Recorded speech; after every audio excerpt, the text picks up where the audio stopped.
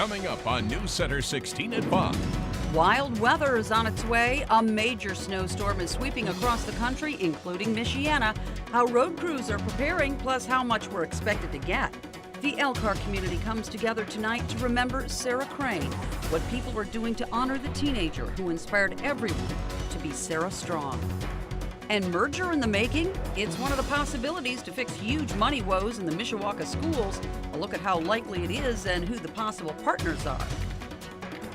From WNDU, your breaking news and weather authority, this is Newscenter 16 at 5.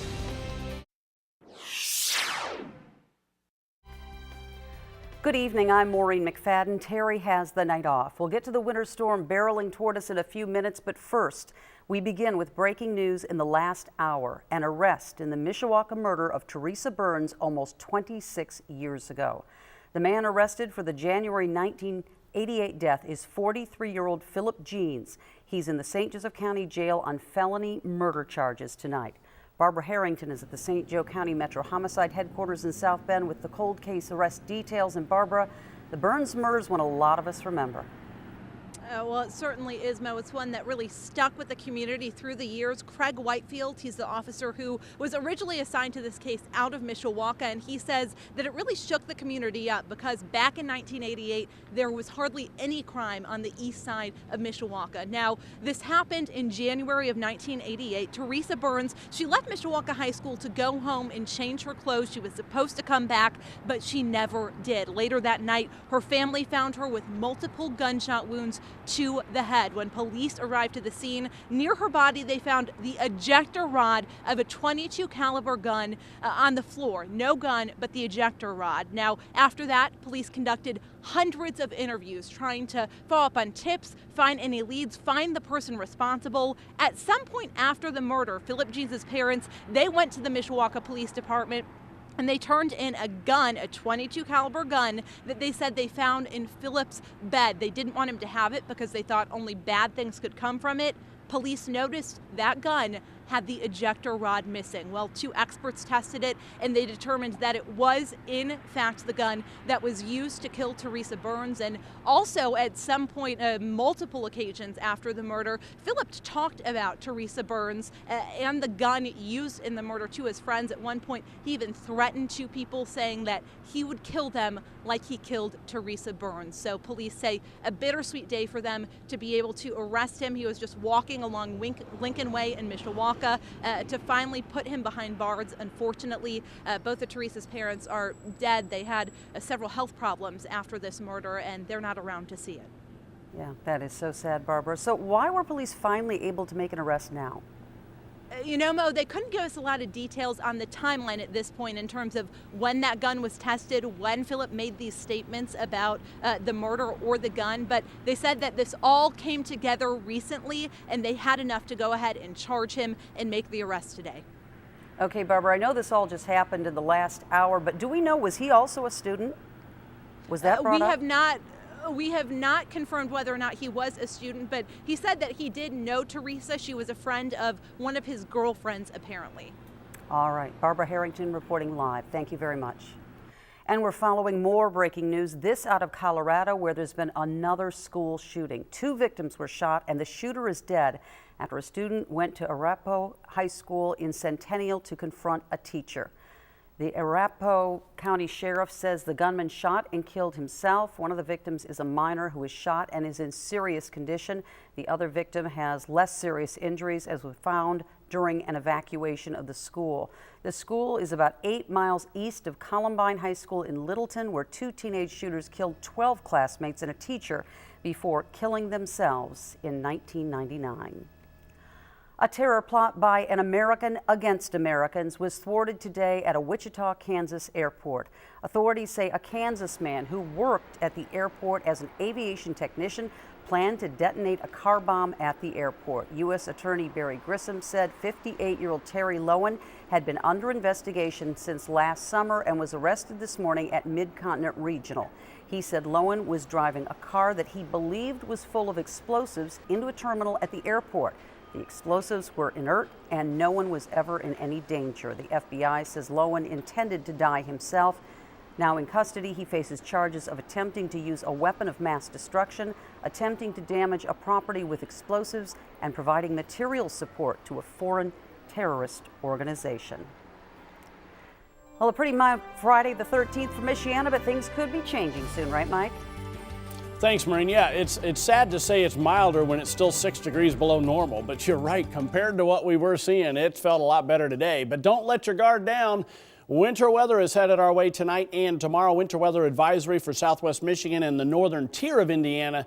And you can see winter storm warnings in effect for Stark, Marshall, Kosciuszko, Pulaski, and Fulton counties. We'll let you know how much snow we're expecting coming up. In the meantime, if you're traveling early this evening, there's no issues whatsoever. But you can see the snow is coming in from the southwest, and that will be arriving our way. Obviously, I'm thinking around, because you're an hour behind us, about 7 p.m.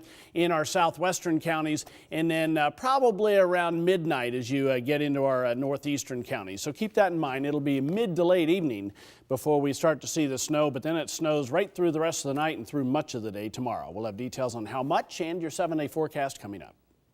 All right, Mike, thanks a lot. Well, as he just said, we're in store for some snow tonight. That means snowplows will be at work keeping the roads clear. Stephanie Stang joins us live from South Bend with more on what crews have planned. So, Stephanie, could be a long night ahead for snowplow drivers if they work from Friday night to Saturday night as the snow falls. It sure could be, and they are prepared for that. We're talking from city street departments, county highway departments, and of course the state transportation department. They are prepared for this, and they'll need to be. They could be working for 24 hours straight. At NDOT, it's the calm before the storm. Crews have been preparing for this snow for the past 2 days. Schedules have been adjusted so a full staff can be ready. The equipment is ready, and the streets have been prepared with a salt mixture. NDOT, like many other street or highway departments, has their own weather system they use to prepare for storms. They use a specialized statewide forecast, have a partnership set up with Purdue, and keep an eye on what local forecasters are saying. When the crews are out, dispatchers keep an eye on those forecasts and listen to what plow drivers are reporting to direct crews in the area that need the most clearing. Our crews are on 12-hour shifts, and our crews stay on the road 24 hours a day until the roads are all clear. So certain areas may be all clear in one spot, so our crews will shift to the areas that are hardest hit. But no matter what, we stay on the roads 24 hours a day until all the roads are clear. Keep in mind, NDOT is responsible for all state roads. So we're talking State Road 2, 4, and 6. And the bypass, or US 31. They are not responsible, though, for the toll road. That is now cleared off by a private company. Mo? Okay, Steph, you mentioned the bypass, and we all listened to these on the scanners. I know the last time we had snow, parts of the bypass had to be closed because so many cars were sliding off. What's the plan to keep it clear this time around? Well, typically, for years now, the bypass has been a scary stretch of road when we get a lot of snow, just because of the wind in certain areas of it. But NDOT usually puts twice as many crews as they can on that area. So they do what they can, but you need to be careful when you are on the bypass and there's a lot of snow. All right, Stephanie Stang live from South Bend. Thanks a lot. A large Elkhart apartment building was evacuated this afternoon after one of the rooms caught fire. It happened around 12:15 at the Waterfall High Rise in the 300 block of Waterfall Drive. Firefighters say the blaze started in a room on the 10th floor and appears to be accidental. The resident suffered from smoke inhalation but refused treatment. Luckily, no one else was injured. It was coming down from the 9th and 10th, said they smell smoke on their floor. It made me nervous for whoever apartment this happened in, because I've been here 10.5 years and I got a lot of friends here that's like family, and I sure don't want to see anybody hurt. The fire remains under investigation. While the blaze didn't spread to other rooms, both the 9th and 10th floors have smoke and water damage. Tonight, the community made Sarah Strong by a teenage girl with cancer is paying its respects to Sarah Crane and her family. Newscenter 16's Elkhart reporter Tricia Hart joins us live from the visitation in Elkhart. And Trish, Sarah Strong has really brought together Elkhart and the surrounding areas. I have to imagine a lot of people are attending tonight's service. You know, there really have been a lot of people coming in. I've seen teenagers in their varsity jackets coming in after school, families, you name it. The community is definitely coming out and showing their support since the visitation started at about 4 o'clock this afternoon. Now, upwards of 100 floral arrangements were delivered to the funeral home as of this morning, and they were expecting even more than that. Governor Pence himself and his wife even sent flowers to show their support to the family. It's all a tangible example of the outpouring of love and prayers we've seen since the 15-year-old Sarah Crane passed away December 7th. Now, social media and the funeral home's website are filled with thoughts of well-wishing and condolences, calling Sarah an angel on earth and a sign of strength and faith. We spoke with Sarah's friends earlier this week who, like thousands of others, know just how big a legacy she left behind. It was really heartbreaking. I mean, I knew she had gone to a better place, but at the same time, we lost a really great person in our lives. So a unique thing that we're doing is the particular casket that Sarah's resting in is one that can be written on, and family and friends are going to write messages on the casket, virtually all over the casket in permanent marker, and that'll stay with Sarah from now on. And when I talked to the funeral director earlier today, he says they were anticipating a very large crowd of hundreds and possibly thousands. So inside the funeral home, they have a queue of pews and chairs so people can go inside and sit and wait until they can go and actually pay their respects to Sarah's family, sign that casket, and really just say their final goodbye. Mo? Okay, and tomorrow's funeral service is open to the public as well. They're probably expecting a lot of people there. You know they are. Tomorrow's funeral services start at 10 a.m. at California Road Missionary Church. They have seating for about 500 people in both the sanctuary and a nearby gymnasium where they'll be simulcasting the service. Now, it's mostly just recommended that family and close friends come for that 500 seats. You can watch it on YouTube or through the Elkhart Truth website if you wish to take part in that way too. So it's really just another way this community can all participate. You can go in, you can watch the prayer service, the mass, and just say goodbye one more time tomorrow before the actual funeral. All right, Tricia Hart reporting live. Thank you. Well, the financial future looks bleak for Mishawaka schools after a $28 million referendum failed last month. That money would have covered major improvements to keep schools safe and functioning. Now the school board faces the tough decision of whether to cut spending or consolidate with another district. During his presentation last night, Superintendent Terry Barker said consolidation seems like a slim possibility. Part of the reason for that, the other school districts would have to be interested in merging in order for the idea to move forward. Penn Harris Madison Schools said in a statement the administration would not recommend a move toward consolidation with School City of Mishawaka or any other district at this time because we do not feel that it is in the best interest of our students and families. A spokesperson for South Bend Schools told Newscenter 16 they haven't ruled the idea out, but would need much more information in order to make a decision. Barker says he thinks School City should focus instead on living within their budget, which would mean dramatic cuts to programs, athletics, and staffing. If we get to a point where we do not have enough athletes to fill out a team, rather than scramble to find players, we just simply forfeit the season, forfeit the costs, and that saves the corporation a little bit of money. Of course, academics do come first. However, I will scream athletics all day long. I think it helps with self-esteem, with obesity, with grades. Another result of this referendum failing, Mishawaka School City doesn't have the money it desperately needs to make major repairs to buildings. So Barker says one of the options they'll consider is closing Hums Elementary because of structural safety issues. But these are just ideas at this point. The administration will calculate how much savings could come from some of these ideas and bring that information back to the board in February. We're at the height of the holiday shopping season, but keep in mind you're not the only one looking to snatch a bargain. Kate Chappell learned some helpful reminders to avoid thieves at the busiest time for crime during the year. It can happen so easily and you wouldn't even know it. Now is when shoppers, specifically women, should be on the lookout for thieves. This time of year there's always going to be an increase in property crimes especially. So how can you protect yourself? First of all, before you even leave home, write down your credit card numbers and keep them in a safe place at home. In the event your wallet does get stolen, then it's going to be easier for you to repair yourself before you're at too much risk of identity theft. Lieutenant Kilgore says women are often targets. And that's one of the main reasons why. thanks to their baggage. Plus, the way we carry ourselves can scream target. Okay, so now as you're walking, you've got your purse open and I can almost look inside and see your wallet. My preference would be to sling that strap over your shoulder, because if somebody were to come by, which can happen so very quickly, and snatch that purse off your shoulder, it's going to be more resistant if you have it over your shoulder. Do you have a cell phone in your pocket? And your pocket's unzipped. So take advantage of the opportunity to zip up your pocket. If you've got an interior pocket in your jacket, there you go. You stick your driver's license and your credit card, any minimal amount of cash you needed to carry with you in an interior pocket.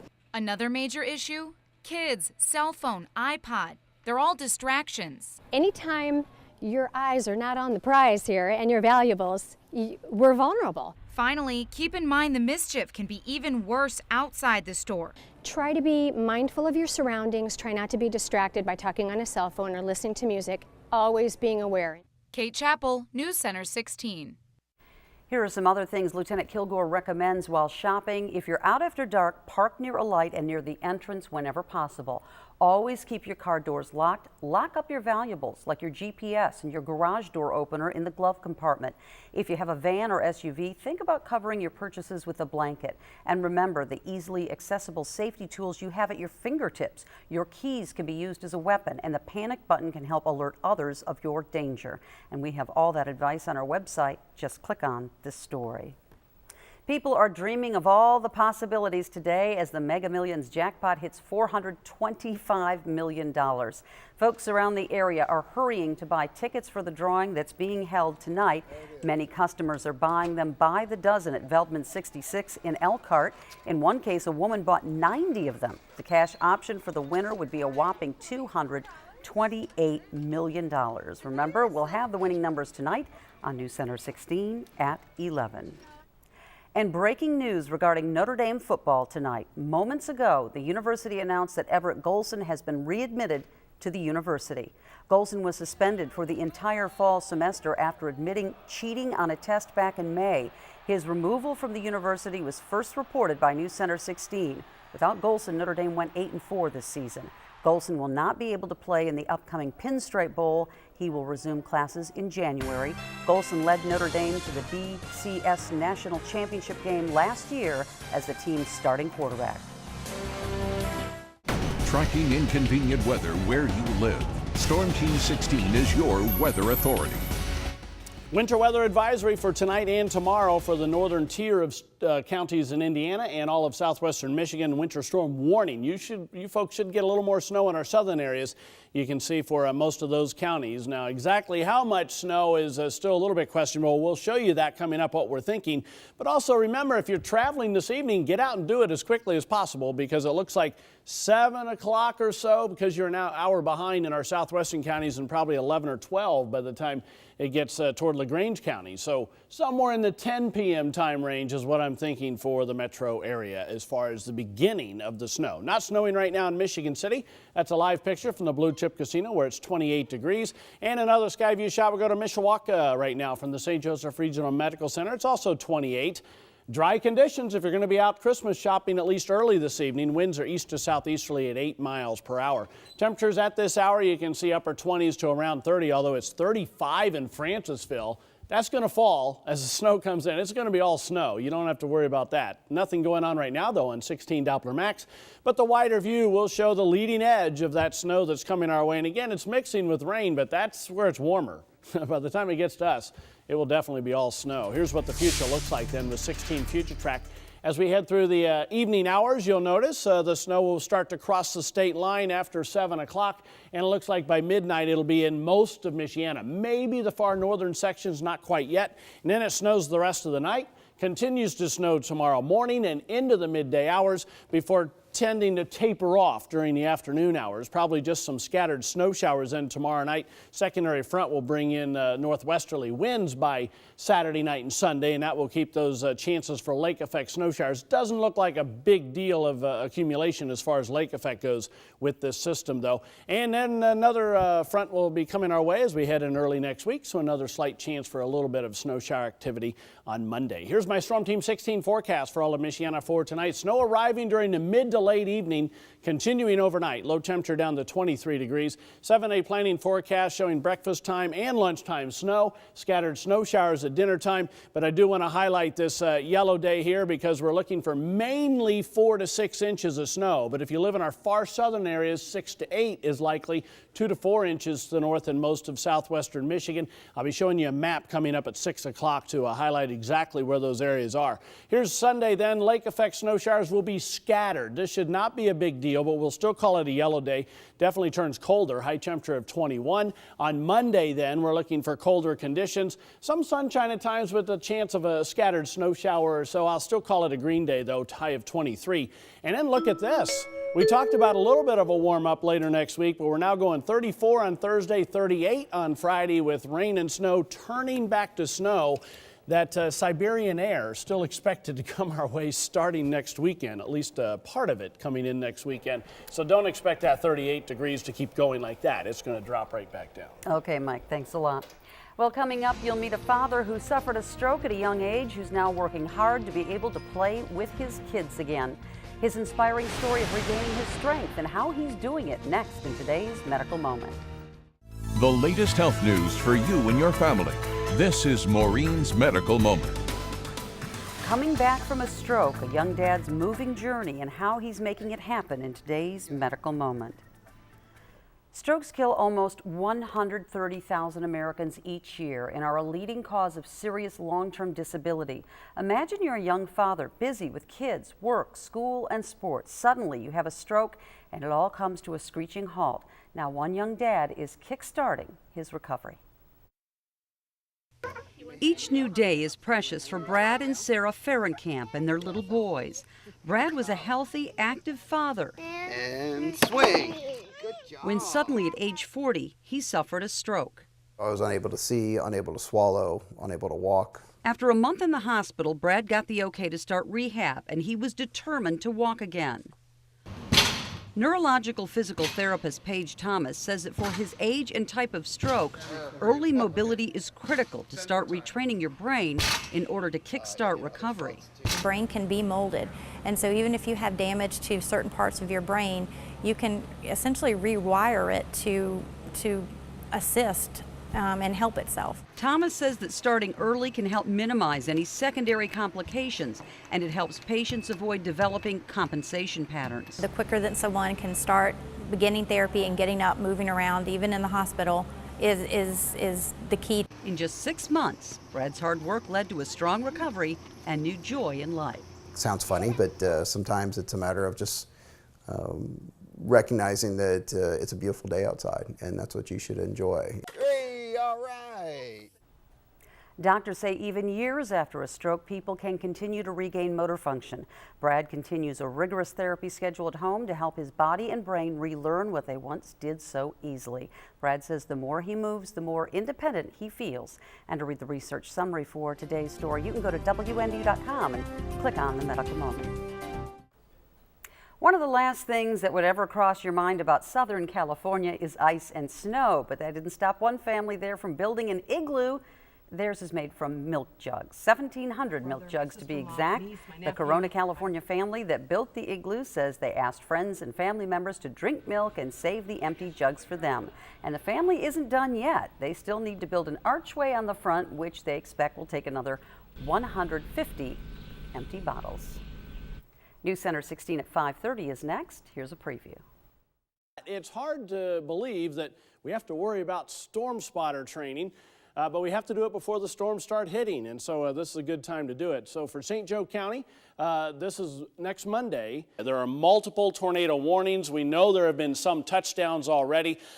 This is one of those setups where you could actually see a strong EF3 or higher tornado out of this as it comes toward the east. And these pictures are every 5 minutes and you can hardly even track them. It's just like big blobs just racing across the screen. Yeah, go ahead. Madeiraville Fire Department reports tornado on the ground at... Oh, goodness. Okay.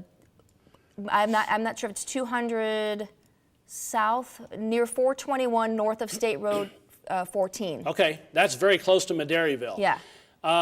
There's County Road 130, If we zoom in a little bit farther, what county road did you say?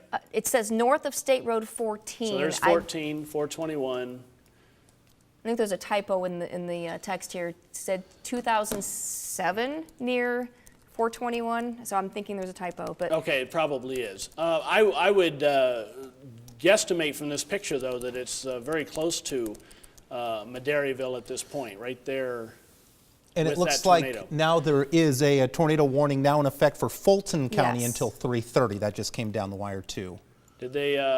Oh yes, that's from the southern storm. Okay, Correct. so we have two potential. One tornado is on the ground. We're gonna take the word of the fire department there in Madairyville that this is a tornado on the ground, probably just crossed US 421, very close to Madairyville. We don't know exactly where that is, but that is moving off to the east-northeast very rapidly. So if you live in this tornado warning area, I'm going to track this out for you right now, as a matter of fact. So let me go to the computer here and get it tracking for you and see what's going on, because we want to try and alert you as to when this may come.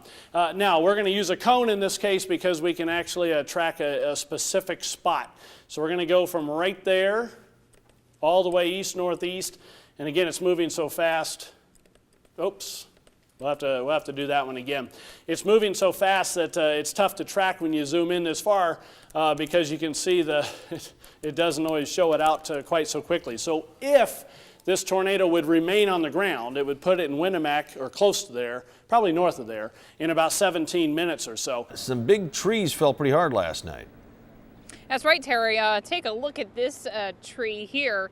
Uprooted about 11 o'clock last night. It took some power lines down with it, and then it fell on top of this house. Thankfully, though, crews have been working hard. They pulled the tree off of the house, chopped it up into small pieces, and cleanup crews have been working all day long to clean up around the area.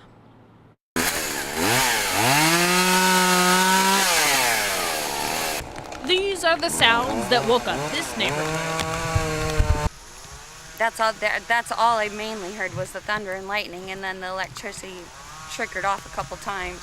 Storm started rolling in just before midnight. Yeah, I knew there was a storm going on, and I mean it was coming down very, very hard, and the wind was blowing. But I didn't think it was significant enough to take down any trees, but apparently it was. I've heard the chainsaws going across the river too. It hit different parts of Michiana, cutting off electricity and downing trees. And then it just, it was bigger, louder. And it didn't last for more than a minute, I would say. Minute and a half. By early morning, many were already cleaning up and clearing away what they could, especially Norma Hedman, who got trapped by a tree when hers fell across her driveway. Right. So I have to have somebody come out and cut it up so I can get out of my drive. Canopy on my boat blew off. I'm going to be busy today. Just trying to pick up, clean up. I'm sure like a lot of other people are around the South Bend, Mishawaka area. And they have been busy cleaning up today, but an unlucky situation here for the landlord that owns this house. From what I've been told by the neighbors, he just remodeled the entire house, and he also had one of the large trees in this area cut down and decided to cut down apparently the wrong tree, because the other large tree here decided it would fall last night. So apparently unlucky situation, but no one was injured that was living in this house. Hundreds of plows are spread across our 10-county viewing area from Stevensville to Shipshewana, and if you didn't think that the roads were slick and could cause accidents, Kevin Lewis is standing by at State Road 933 with some hard evidence that those roads are slick. Kevin. Isn't that the truth, Terry? We talked to you at 5 o'clock. I walked back out here around 5:25, and wouldn't you know, we've got an accident blocking one of the northbound lanes right here at 933 and Door Road near the Holy Cross College entrance. Doesn't appear to be any injuries in this accident. but that blue Lincoln with heavy front end damage blocking a northern lane. Like you said, Terry, this proof in and of itself why you need to drive nice and slow with conditions like this. Mike, Cindy, and Frank were all saying that the southern counties were going to get hit the hardest. And while it's bad here in St. Joe County, it's even worse in Stark, Pulaski, Fulton counties. My Facebook page, search for meteorologist Frank Wah. Hit that like button while you're there. We've had some fantastic photos coming in. This one comes in from Christy. 8 inches in Stevensville this morning. She measured that at 6 a.m. This is the kind of photo we need. Shows us, or excuse me, I said 6 inches. That is 8 inches there in Stevensville. This one here coming in from Clunet, 9 inches, and notice it hanging off of the roof. This is very heavy snow. Look at this. This is a cool picture. This is from Michael, 10 inches. This is south of the bypass. They've got the ruler there on the picnic table in the backyard. Christy showed this. Those are her footprints from 6 o'clock last night, so pretty well covered up. Jill Larson posted this one in Goshen. Notice the tire tracks. Good deal of snow there in the road. It's a crawl right now on the bypass, so keep that in mind. Let's go out to Kate Chappell. She is live in downtown South Bend. Earlier, Kate, you were showing us a very important picture that tells the story this morning where they've cleared the snow. There's ice underneath. Absolutely. That snow pretty much cleared downtown South Bend. We're at the corner of Jefferson and St. Joe, and you can see right here, definitely a slick spot, even just on this road right here. And you can imagine that's similar all throughout the area. It's being called the Princess City's largest structure fire in the last decade. Just after 5 o'clock, heavy black smoke filled the air above 500 East Union Street. That's directly behind Mishawaka's Central Fire Station. The inferno leveled the former Dodge manufacturing plant, a 300,000 square foot monster of a building. Newscenter 16's Barbara Harrington joins us now live from the scene. And Barbara, now 6 hours from that first 911 call, is the blaze out yet? Well, Terry, it certainly died down quite a bit, but there is still a lot of work ahead for firefighters. Since they've been out here, the roof has collapsed, several walls have come down, and take a look, there is still heavy smoke coming out of this building. So they're fighting that right now with aerial lifts, but they still have hours of work ahead of them. Smoke filled the skyline near downtown Mishawaka Monday night, where dozens of firefighters battled a massive blaze on Union Street. I think going back through my 33-year careers, this probably ranks in one of the top 5 in terms of size-wise. The building's been around for more than 50 years, serving as a foundry for decades, and it's constructed mostly of heavy timber. The part you see on fire now is all the steel shop and machine shop that used to be. But it's what's inside now that gave firefighters plenty of problems Monday night. The former RMG foundry is used as a storage facility, kind of a cold storage facility in the off-season.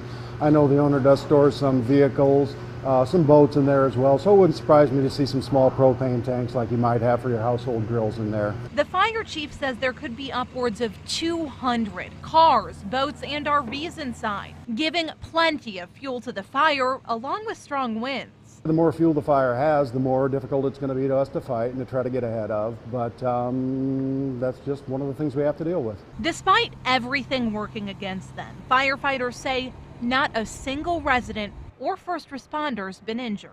We are continuously monitoring the neighborhoods that are surrounding this area to make sure that there is no danger. If we needed to evacuate, we'd certainly make those decisions. It's going to be probably several days before all the hot spots are out and the fire marshals can even get in there to try to determine cause. Just moments ago, there were some flames on the corner of this building, so they had to go in, spray that with water. The wind's still very strong out here, and that is not helping firefighters. Once again, they have many of those hot spots that once again flare up and turn into flames, so a very long night ahead of them. And as they work to get those hot spots put out, you need to avoid this entire area near the Mishawaka Fire Station on Union Street. There are several roads that are closed because there are issues getting water here, and they have hoses down the middle of streets that people cannot be driving over. So until they have this fire completely out, several roads are going to be closed. Avoid the area if you can. All right, we know that Chief Freeman and his crew is quite capable of handling fires in the Princess City, but this is a massive fire. Did Mishawaka get some help from some surrounding fire departments fighting this blaze? Several fire departments are out here tonight. We know South Bend, Penn Township, Clay Fire, all out here to help. And we also know that Clay Fire is helping respond to regular calls, other calls the Mishawaka Fire Department may have tonight as they deal with this blaze that could go on another 8 to 10 hours, depending on how strong these winds continue to be. There's going to be some needs for some mutual aid with what they got going there on Union Street. Barbara Harrington reporting. Barbara Harrington reporting live tonight. Barbara, thanks for that update. And the RMG Foundry building, as it's now known, formerly Dodge Manufacturing, has deeply embedded roots in Mishawaka. According to the Center for History, Wallace Dodge founded the Dodge Manufacturing Company back in 1878. His business produced wood hardware tools, including the wood split pulley.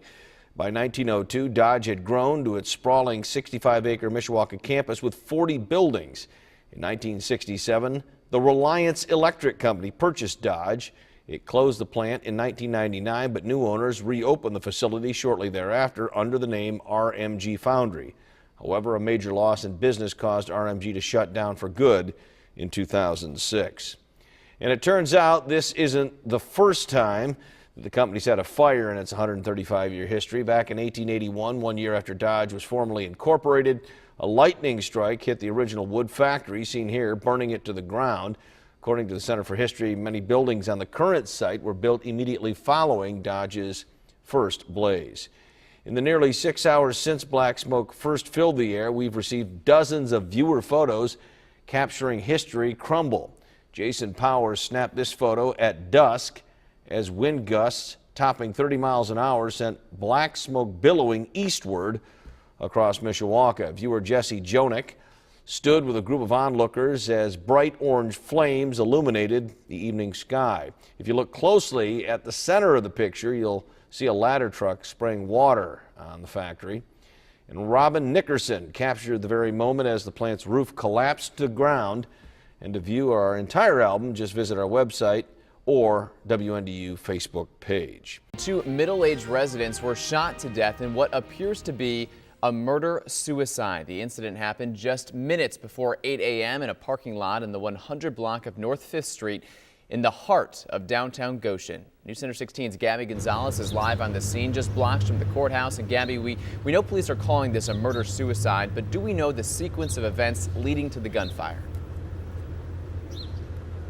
Well, Kevin, what we do know at this point is that the 2 people involved in this case actually knew each other. Police have confirmed that to us. We don't know the nature of their relationship just yet, but this does not seem to be a random act of violence. We are still waiting to learn what the motive was in this case. Now, you can see behind me, police are finishing up clearing the scene here, everything taking place in a parking lot just further down the street here. Officers got called to the scene just after 7:45 this morning. That's when they found 2 bodies on the ground here, and after talking to witnesses, getting different statements, and closely examining the scene, they've been able to tell us that it appears a 51-year-old man shot and killed a 48-year-old woman. Then he took that same gun and killed himself. Now, they are still trying to really gather evidence here. They've been on the scene for hours recently, taking the bodies away at this point. Many people gathering around the scene throughout the morning just to see what happened here, try to figure things out. We have gotten word that the female victim in this worked at a nearby office. It's really just across the street here. I was able to talk with some of her co-workers. They tell me that she had recently gotten a promotion there. They are going to miss her tremendously, and they do think that she was actually on her way to work this morning, parking just right there across the street when this all happened. Of course, we'll continue to cover this story for you. Stick with us for updates throughout our 90 minutes of news today. Kevin, back to you. Questions swirled as Goshen police blocked off a street.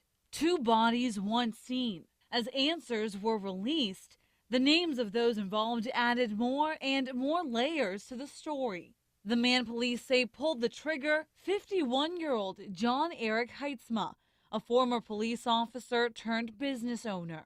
And now we've learned also a father of 2. A friend of Heitzma's telling me he always seemed upbeat and that he likes spending time with his kids. But a recent breakup had been hard on him. That breakup reportedly with the victim in the Monday morning shooting. Millicent Moros, who co-workers say had been on her way to her job when Heitzma killed her and then himself. And it's the Moros name that led us to yet another answer. This house at 2119 Spansale Drive in Niles Township was the site of a double murder. Turns out Millicent's sister, Valerie, was also the victim of a murder in 1990 when she was 26 years old. The man responsible later turning the gun on himself. While Millicent had her last moments in a Goshen parking lot, her sister doing so in a Niles Township home. Scenes of heartache crossing state lines. Breaking news tonight as several schools are put on lockdown in Elkhart County after a nearby standoff. Concord High School, the junior high, and intermediate schools all affected by this. We go straight to Tricia Hart live on the scene for the latest. And Tricia, what's happening now? Well, Terry, right now I'm on Clayton Avenue. They've cordoned off Melrose Place where the call of a domestic dispute came in just before 2 o'clock tonight. Right now, the Elkhart County Sheriff's Department has responded, and they've said, I talked to Captain Bradbury, and he told me that he cannot confirm whether or not shots have been fired or how many people are involved, just that the call came in that it was a man and a woman. So right now it's on the 59,000 block of Melrose. Elkhart County Sheriff's Department has responded, and Concord Fire and EMT are on standby. He's cordoned off areas around it and set up a command center. He mentioned that they have made contact with the individual, but they cannot get him outside the home. At this point, we've got negotiators that are on scene, that are in communication with the subject, the male subject inside the home.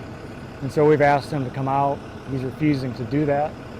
So at this point, we're still working with him on that angle to see if he'll come out peacefully. And as I mentioned before, they had the area cordoned off, and SWAT team is on standby right now. They did lock down some of the area schools as a safety precaution, but right now they are still trying to get the man outside the home, and the main thing they're working on is safety. So they've asked some of the neighbors living nearby the house to come out their front doors and have blocked off some of the streets around it, not letting any traffic in right now. Terry?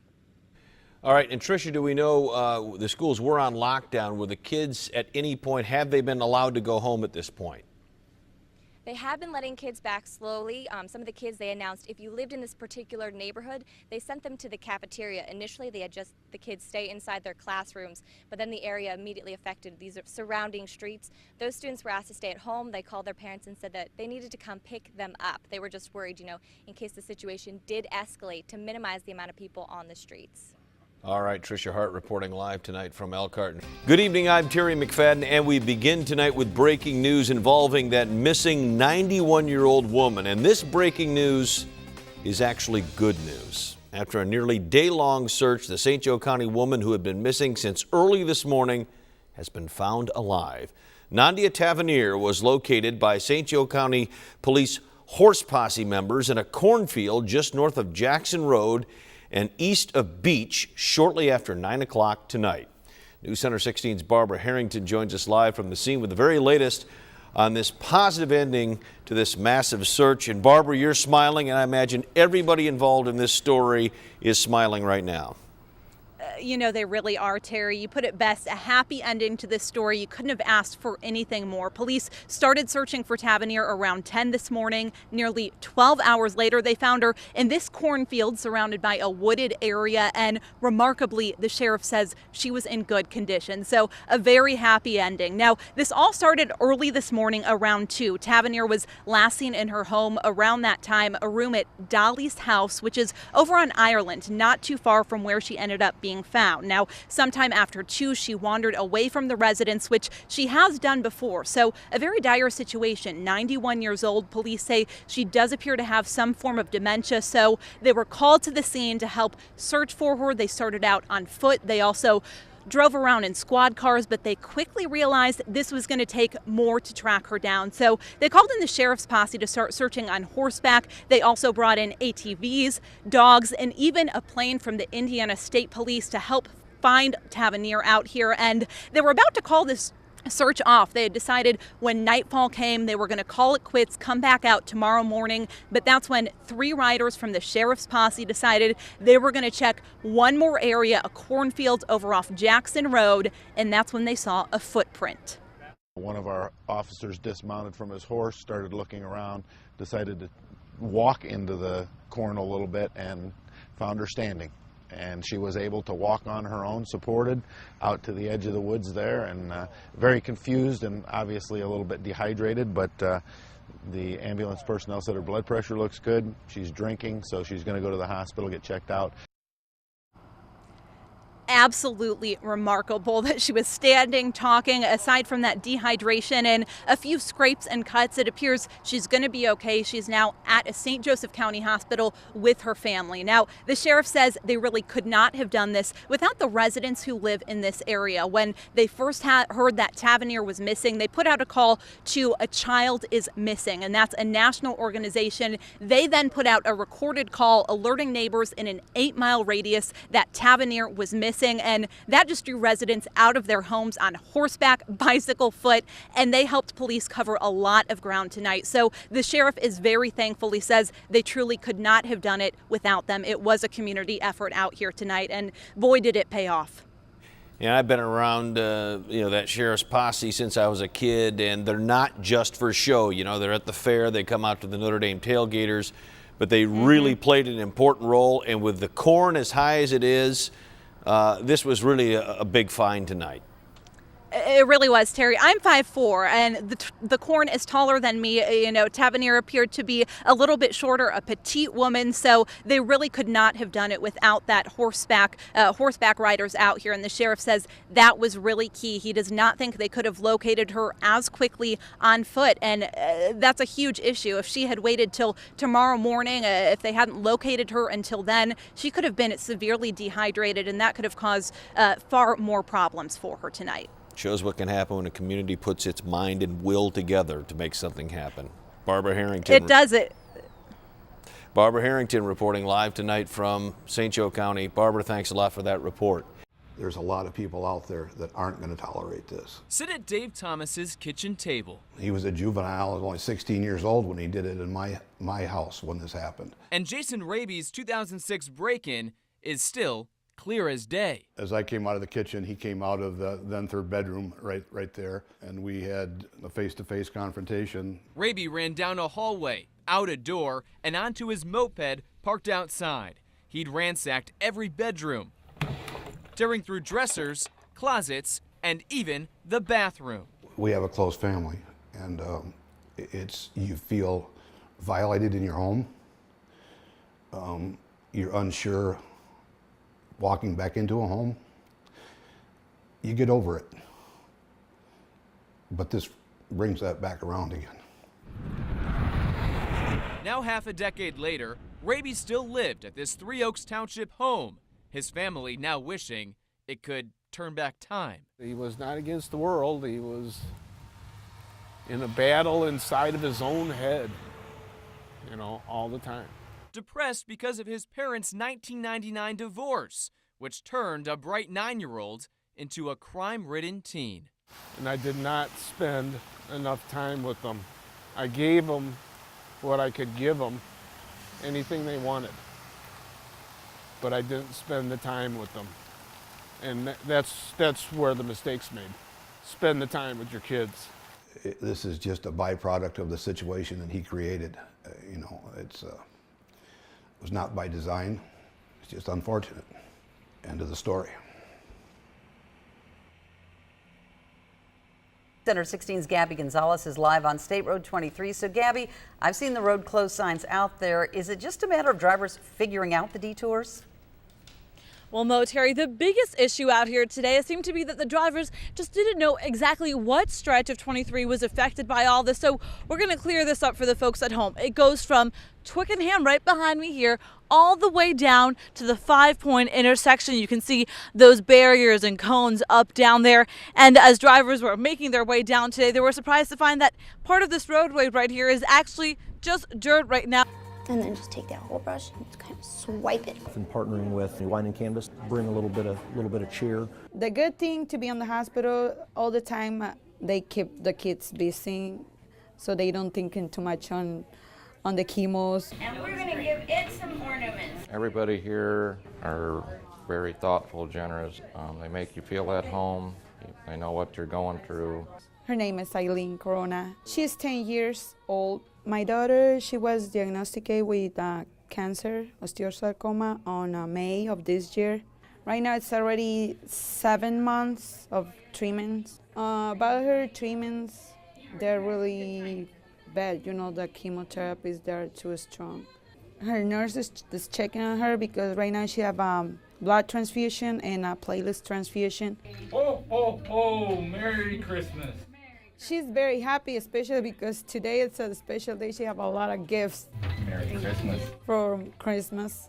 Cashback.com has donated tablets to each of the kids here today, and when you have the opportunity to brighten a child's day, even if it's kind of not the place that they want to be, I think we're going to bring some smiles and some cheer today to a lot of great kids. These people come in to be an encouragement to the kids,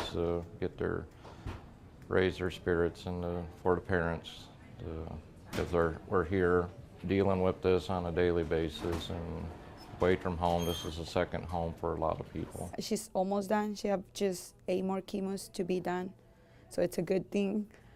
I'm excited to see the smiles on the kids' faces. Santa made it all the way to WNDU Saturday morning, just in time to see the news crew. Tom, that's great.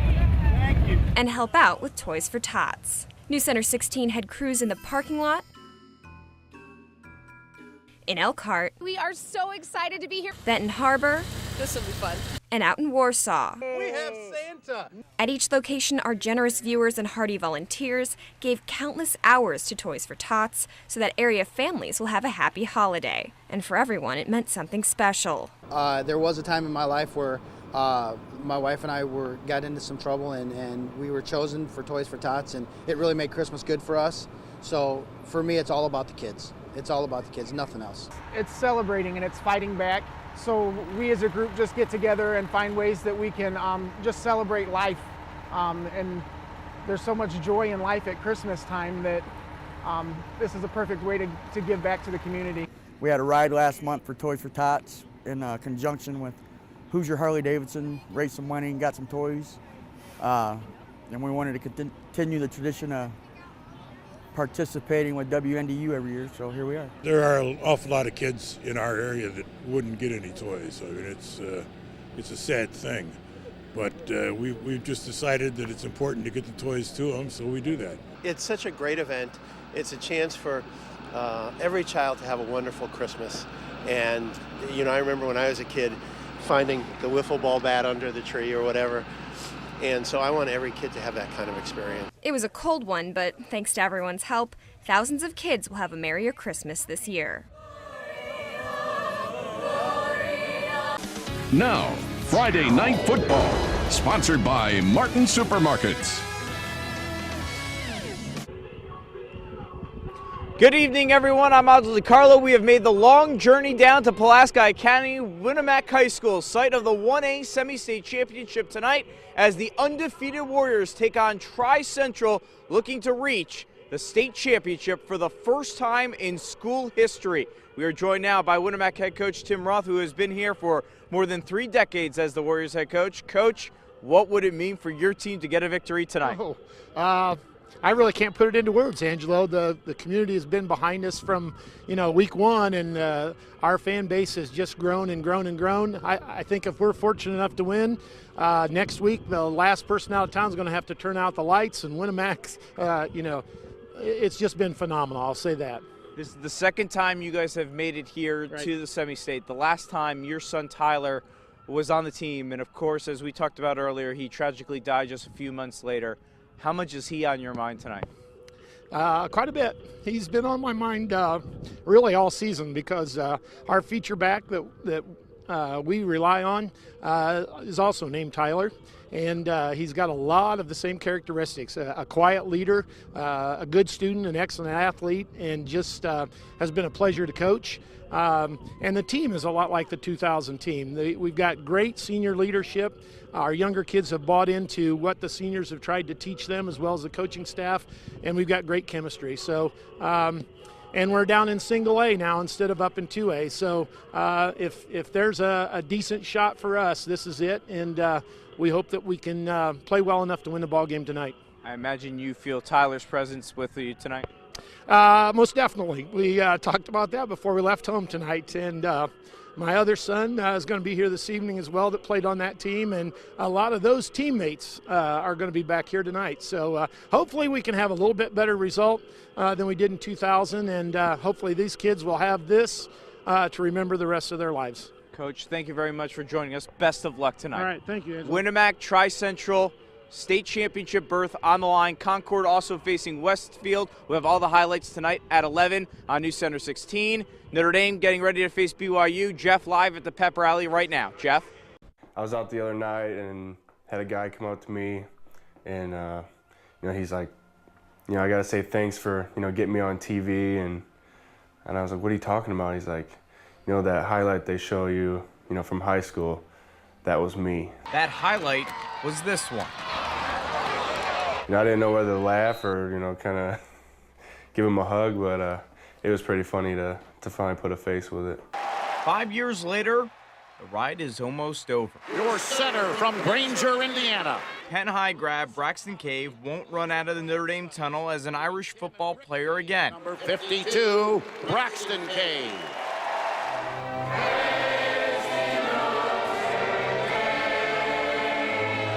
You won't get to sing the alma mater after a game at Notre Dame Stadium as a player again.